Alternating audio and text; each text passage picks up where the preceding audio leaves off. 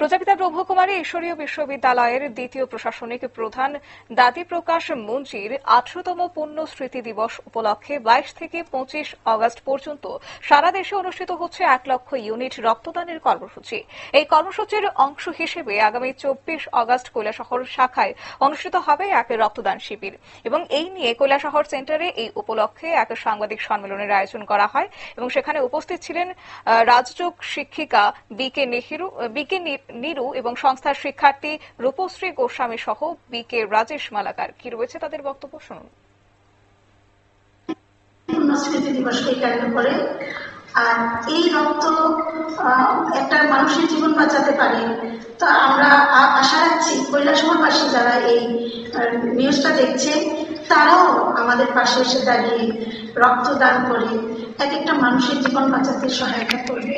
তো আগামীকাল আমাদের আগরতলাতেও রক্তদান শিবির আছে, আর কৈলাসহরেও হবে, ধর্মনগরেও হয়ে গেছে, উদয়পুরে হয়ে গেছে, রামনগরে হয়ে গেছে এবং ত্রিপুরার বিভিন্ন জায়গাতে হচ্ছে, সারা ভারতবর্ষে তো হচ্ছেই।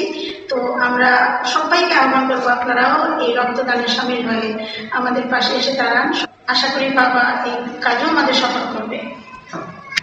প্রজাপিতা ব্রহ্মকুমারী ঈশ্বরীয় বিশ্ববিদ্যালয় এটি একটি আন্তর্জাতিক মানের আধ্যাত্মিক সংস্থা এবং সম্পূর্ণ অবৈতনিক একটি বৃহৎ আকার এনজিও সংস্থা।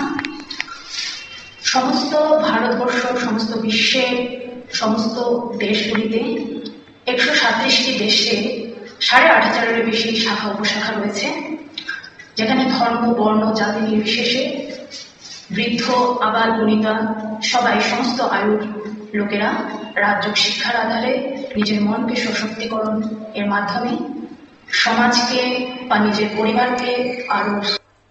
আপনারা শুনলেন তাদের বক্তব্য এবং দাদি প্রকাশ মুন্সি ছিলেন প্রজাপিতা ব্রহ্মকুমারী ঈশ্বরীয় বিশ্ববিদ্যালয় সংস্থার আন্তর্জাতিক বিস্তারের অন্যতম পথপ্রদর্শক।